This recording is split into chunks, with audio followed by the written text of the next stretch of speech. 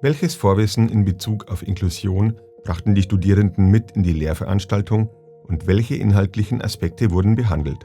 An sich waren die Erfahrungen der Studierenden, wie sie in die Lehrveranstaltung gekommen sind mit Inklusion, sehr divers. Also es waren Studierende, die im Rahmen von Praxis schon Kontakt mit Schülerinnen und Schülern gehabt haben, die eben sonderpädagogischen Förderbedarf haben, verschiedene Beeinträchtigungsformen gehabt haben, unterschiedliche Lernvoraussetzungen gehabt haben. Aber an sich war kein Studierender im Thema oder in der Spezialisierung Inklusion drinnen. Das heißt, wir haben im Modul 1 mal ganz grundlegend gestartet, so woher kommt das Ganze? Inklusion, Teilhabe, schulische Bildung ist ein Menschenrecht. Das haben wir mal damit angefangen. Und um einfach das Grundverständnis, das Grundprinzip dahinter aufzubauen, die verschiedenen Beeinträchtigungsformen, die verschiedenen Unterstützungsbedarfe und. Und das Modul hat sich praktisch weiterhin durch alle anderen Module gezogen. Also Inklusion ist so praktisch ein Schirmmodul, ein Schirmthema, unter dem alle anderen Module stattgefunden haben, unter dem die Materialien entwickelt worden sind, also auch die Materialien, die sie in weiterer Folge entwickelt haben, durch den Einsatz digitaler Technologien unter anderem.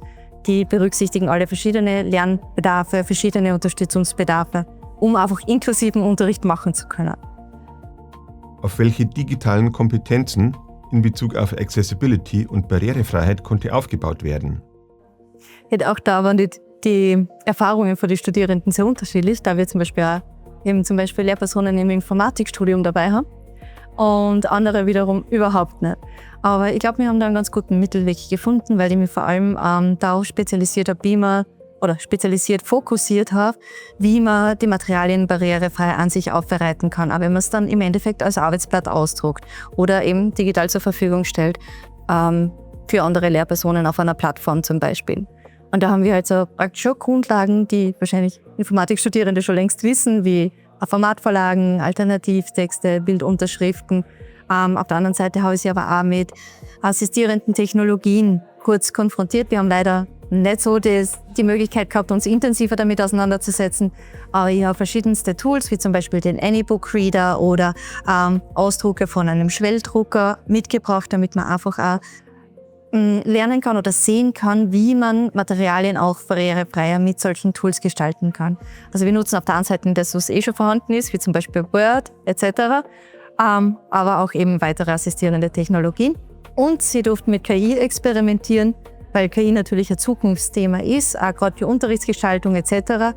Und sie haben da auch mal selber ausprobiert, Materialien zu erstellen, Materialien zu differenzieren. Es waren sehr spannende Erkenntnisse dabei. Also es braucht die Lehrperson trotzdem noch mit ihrer Expertise.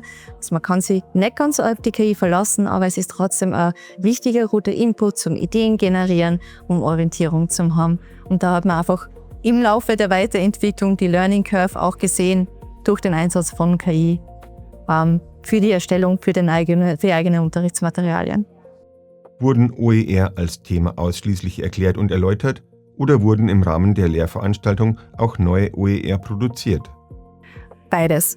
Also durch die ganze Lehrveranstaltung hat es sich gezogen, dass eben in der Auseinandersetzung mit Inklusion, Thema zum Beispiel Differenzierung, Individualisierung, mal grundlegende Texte, Materialien, Übungen erstellt wurden, diese differenziert aufbereitet wurden. In weiterer Folge eben mit digitalen Tools, wie kann man es barrierefreier machen, wurden die Materialien wiederum weiterentwickelt.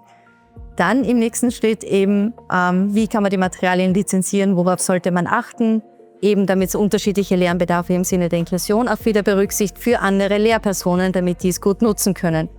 Lizenzvergabe, wie veröffentlichen wir es? Also das alles wird im Rahmen der Lehrveranstaltung thematisiert.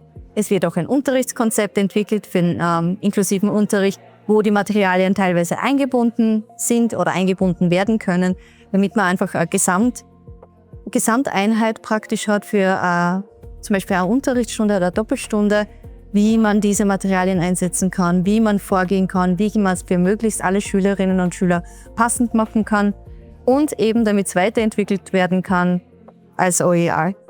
Werden die in der Lehrveranstaltung produzierten OER auch veröffentlicht? Natürlich, also wir werden die Materialien dann alle veröffentlichen. Mir ist es wichtig in der Lehrveranstaltung, damit die Studierenden mit Materialien rausgehen, die sie im eigenen Unterricht gleich mal einsetzen können, weiterentwickeln können und dass wir da einen Materialpool praktisch schaffen. Also wir schaffen jetzt dabei unseren kleinen Pool an Materialien, die man untereinander auch verwenden kann, je nach Fach- oder Fächerkooperationen und wollen das natürlich dann auch öffentlich zur Verfügung stellen für andere Lehrpersonen. Ich denke mir, es ist einfacher, weiterzuentwickeln, zu verändern, anzupassen an die verschiedenen Bedarfe, als jedes Mal das Rad neu entwickeln zu müssen.